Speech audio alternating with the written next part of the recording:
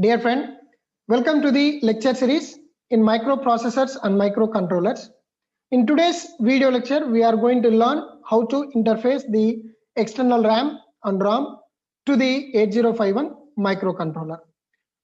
And also we are going to see certain worthy points to be noted while we are going to interface the memory chips to 8051. And also we learn the thumb rule for deriving the chip select pin. Now, what are the worthy points before interfacing the memory to 8051 microcontroller? So first thing, for interfacing external program memory, that is EPROM, the EA bar pin must be grounded. The EA bar pin is external access pin, does not have any concern with interfacing of external data memory or RAM. If this EA pin is grounded, then the execution is directly starts from an external 16-bit address, which is 0000H in external program memory. If EA bar equals to 1, the execution starts from an internal EPROM address from 000H and continue up to FFH, which gives us 4 KB address. And for higher addresses, it just goes into the external memory. Port 0 is used as data bus D0 to D7 and lower order address bus A0 to A7. And it can be demultiplexed by using a latch like 74373 from AD0 to AD7. As we know that the address and data lines of AD0 to AD7 are multiplexed. So in order to demultiplex them, means in order to separate them as A0 to A7 and D0 to D7, we will be using a latch. Anyhow, this latch is not shown in the interfacing diagram. In order to make the interfacing diagram is so simple. And port 2 is used as higher byte of the 16-bit address bus, that is A8 to A15. So here by using the latch and the address lines and data lines are demultiplexed and they are separated. As we know, there are 16 address lines in case of 8051, so that the A0 to A7 is available with the port 0 and A8 to A15 will be available with the port 2. Anyway, this indication is also not mentioned in the diagram as to make the interfacing diagram to look simple. The program status enable PSEN bar is used for interfacing EPROM. That is, it acts on output enable pin OE bar input to EPROM, while read bar and write bar pins are used for interfacing RAM and are connected to the respective pins of the RAM here. And we need to estimate the number of address lines that are available with the memory chip to be interfaced, right? So when we want to interface a particular memory chip to 8051, first of all, we need to identify how many address lines that are needed to interface the memory chip to 8051. Later, what we have to do is we have to form the address map table. So this address map table contains the starting and ending addresses of the memory chip. Now the higher order address lines of microcontroller, which are not connected to memory chip, are used to derive chip select pin using a combinational logic circuit. So when we are connecting that particular memory chip, right, it requires certain number of address lines. Anyhow, there are 16 address lines that are available. Now, if a particular memory chip is requiring only 12 address lines, then 4 address lines are left over, right? So those 4 address lines are used to derive the chip select pin using the combinational logic circuit. Generally, the combinational logic circuit may be a NAND gate or a NOT gate, or in some complex sense, MUX will be also used. So the above derived chip select signal is connected to chip select pin of each memory chip to derive the chip selects of isolated memory or IO devices. So as we know, NAND or NOT gates are traditionally used.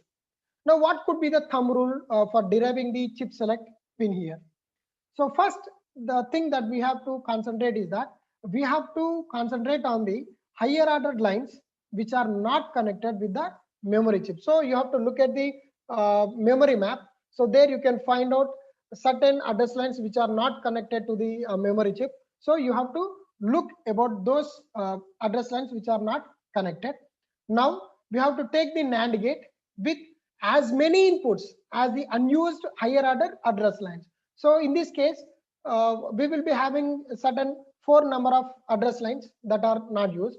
So we have to take those 4 address line bits, then we have to give them to the NAND gate. So now the NAND gate is having how many inputs? 4. So how many address lines that are left over? Those many number of inputs must be considered for the NAND gate, which is used to derive the chip select pin.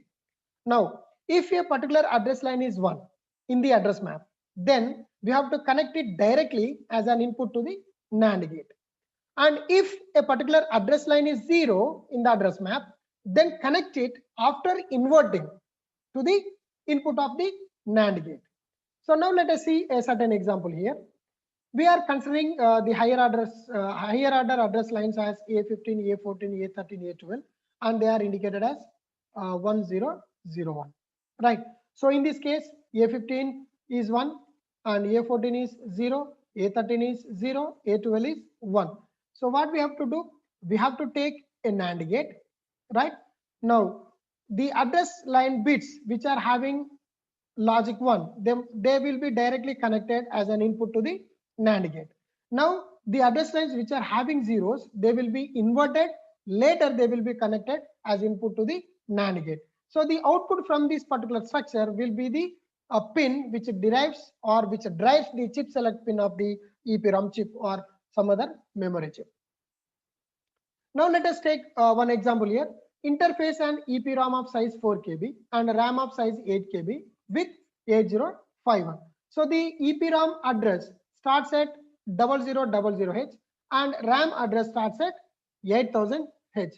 So let us go to the solution, right? So what is the first step that we have to concentrate? So we have to first find out how many address lines that are needed for connecting the memory chips. So here we have 2 memory chips. So one is EPROM of size 4 KB and RAM of size 8 KB. So first what we have to do is, let us find out how many number of address lines that are needed for each chip to be connected to 8051. So let us take the first one. So what is the available EPROM that is given in the question? That is 4 KB. Now to find the address lines, right? Let us take the 4 KB and we just try to write them in powers of 2. So 4 can be written as 2 square and k can be written as 2 power 10. So that will be 212, which will be equivalent to 2n.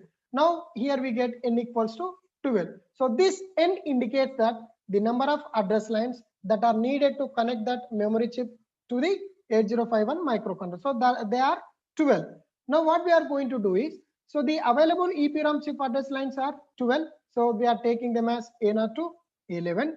Now we will go to the second memory chip. So the available RAM is how much? 8 KB. So to find address lines for this 8 KB, so we are writing this 8 as 2 power 3, k as 2 power 10. So it is 2 power 13. So which will be equivalent to 2 power n. So the n will be equivalent to 13. So the number of address lines that are 13. So we are taking the address lines from A0 to A12. Later what we have to do? We have to form the address map table. So as we know that the address map table is going to contain the starting address as well as the ending address in the hexadecimal representation. So first we are writing the address map table for the EPROM of 4 KB, and also we are going to write the address map table for the RAM of size 8 KB. So let us do that. So this is the address map table in which we are going to write all the available address lines A0 to A15. They are totally 16 address lines. They are totally 16 address lines, right? So now let us take the starting address which was mentioned. So what is the starting address that is mentioned? 0000, and it is in hexadecimal representation. So in order to represent all the 4 zeros in hexadecimal representation, we are going to write them as 16 zeros, right? Each digit will be represented with 4 bits of 0. Here also it is 4 bits of 0. So there are 4 digits. So we will be getting 16. So we have written those 16 zeros. Those 16 zeros we just have written here. Okay, that is indicated as starting address. Now let us find what could be the end address. So in order to find out the end address, right, let us take one simple example here. So let us consider this is point A.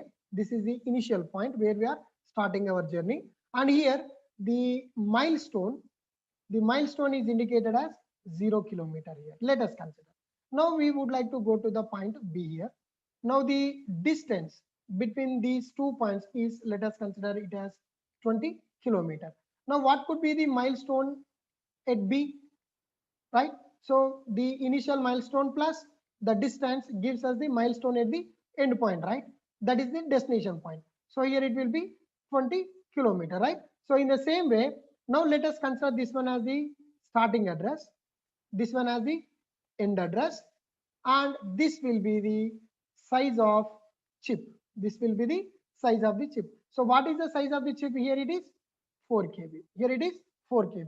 In order to address this 4 KB, how many address lines that we needed? 12 lines. From where to where? A0 to A11, right? So from A0 to A11, right, we have to give all ones, which indicates that it is a 4 KB one, which indicates that it is a 4 KB one. Then what about the address lines that are from A12 to A15? They are not used here, so they will be simply indicated as zeros, right? Now initially the starting address is all zeros. Now the size is how much? This one, F, F, F, and here it will be 0, right? So for this we have to add this one, so that you will be getting 0, F, F, F. So you can do that in binary, right? So directly for 0, whatever you add, you get the result as the added component only. So here it will be 0, F, F, F. That will be your end address, right?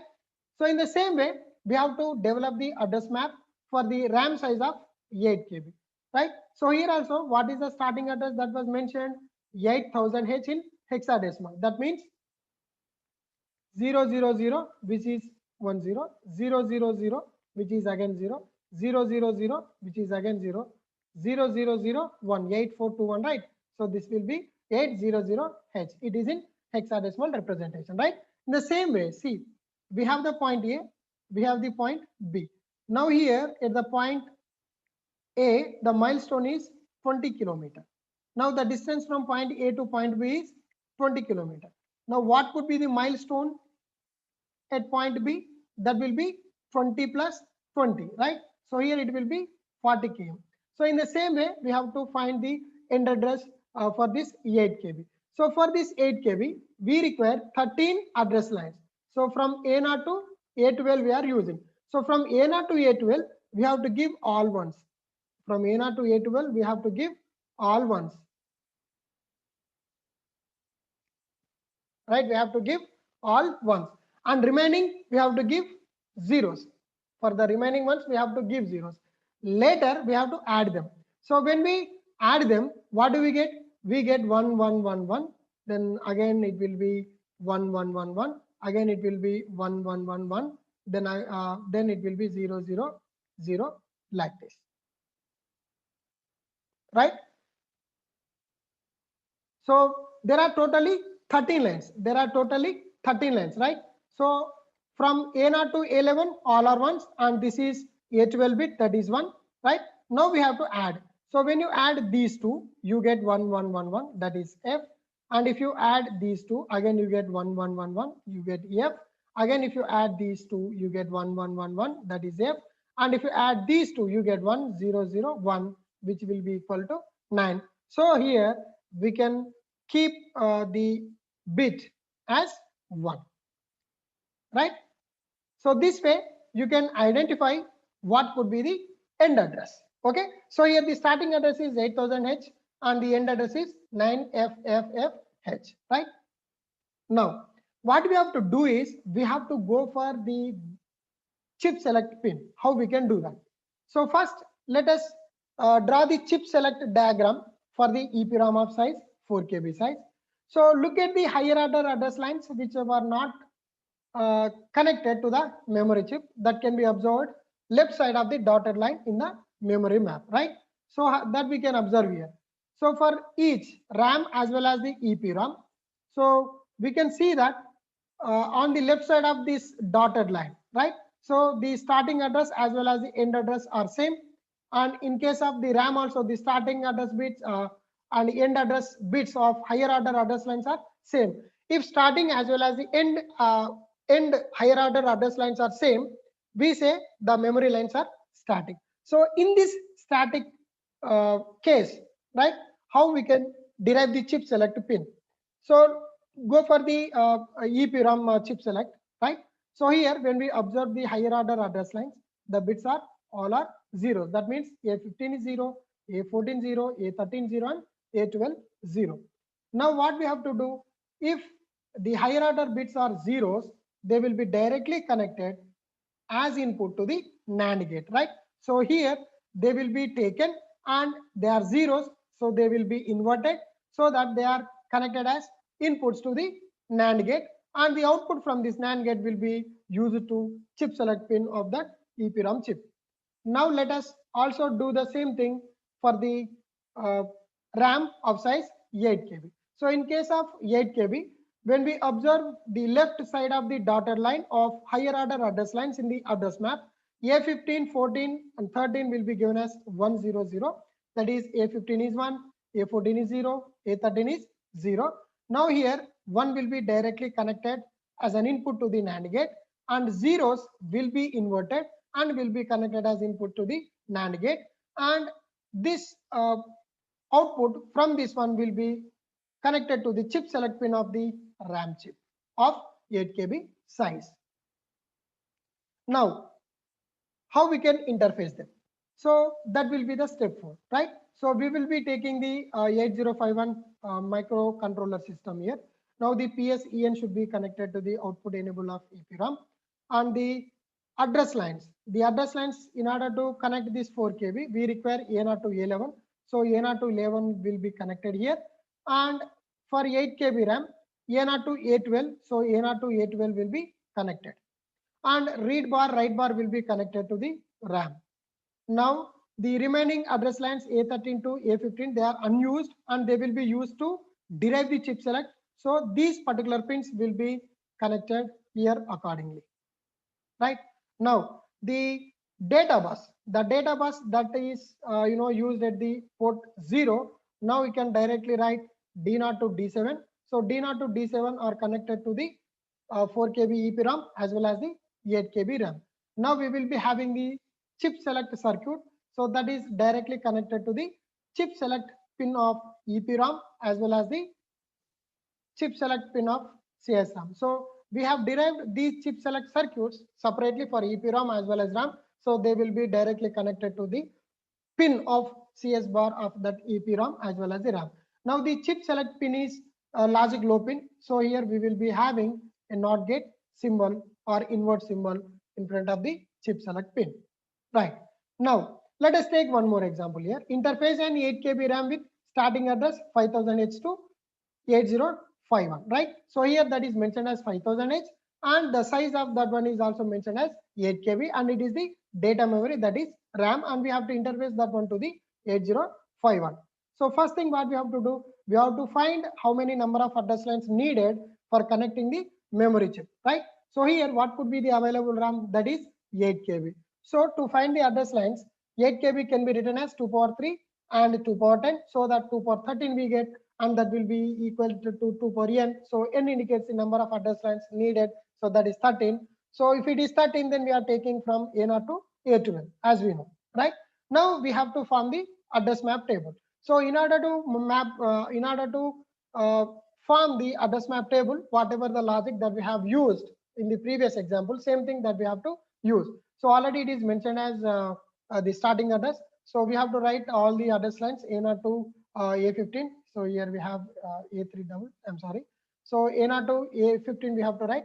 Later we have to write the binary representation for this particular address. So we have written that. So now use the same concept of moving from point A to point B. So here point A and here it is point B. Now the distance is 8 KB here. Okay. Now here the milestone is what? 5000 H. Here it will be 5000 H plus 8 KB, right? So when you add this, you will get 6FFF. You will get 6FFFH as the end address, right? Now, later, step 3, what we can do? We have to derive the chip select pin. Already we have discussed, right? If you observe the address map table, See, here it is 0, 0, here it is 1, 1, but here it is 0, 1. So that means the higher order address lines are dynamic. So when the higher order lines are dynamic, then whatever the thumb rule that we have used in the previous example is not directly used here. So we have to go for certain modifications for that, right? So as we see that in the address map, it can be observed that the address lines on the left side of the dotted lines are not stationary for the complete map. So in such cases, the so presented thumb rule cannot be used as it is. So some complex combination logic needs to be implemented for deriving the chip select logic in such cases, right? So a precise solution to this problem may not be possible. So such address maps are avoided in practical designs as they need complex chip select circuits, leading to increased cost without any specific advantage. So this can be implemented using gates or demultiplexers. So here I have used the gates in order to implement that, right? So when we have seen the left side of the higher order address lines in the address map, okay, so the unused or not connected address lines that we can observe, they are dynamic. So in first case that is 010, in the second case that is 011. That means A15 0, A14 1, A13 0 in case of starting address, and A15 0, A14 1, A13 1 in case of end address. So for that, what we have taken one NAND gate, and we have taken one more NAND gate. So here this A15 is 0, so it is inverted and connected, and A14 is 1, so it is directly connected, and A13 is 0, so it is inverted and connected. And for the end address, so here A15 is 0, so here let us take this one as A15. So A15 is 0, so that is inverted and connected. A14 is 1, so it is directly connected, and A13 is 1, so it is also directly connected, right? So from the output of the NAND gate 1 and NAND gate 2 are given to the AND gate. Now the output from this AND gate is taken as the chip select pin for the interfacing diagram of that particular RAM. Now we can observe that here. So we will be having the 8051. So read write signals have been connected to the 8 KB RAM here, and it requires the address lines to be interfaced as A0 to A12. So that were connected, and remaining things are going for the chip select pins, right? So here already we have the logic circuit, and here it will be A15 and this will be A13, right? Now we have the direct circuit that was already implemented, and we have connected to the chip select pin of 8 KB RAM. As we know, the chip select pin is a logic 0 pin, so we have to implement a particular bubble there, right? So this is how we are going to interface the external RAM and ROM to the 8051 microcontroller. Hope you understood the concept, how to interface, and what are the things that must be considered while interfacing. So whatever the interfacing problem that may be asked in your examination, you just follow the same logic and you can implement them perfectly. So do like, comment, share, and subscribe my channel. Thanks for watching.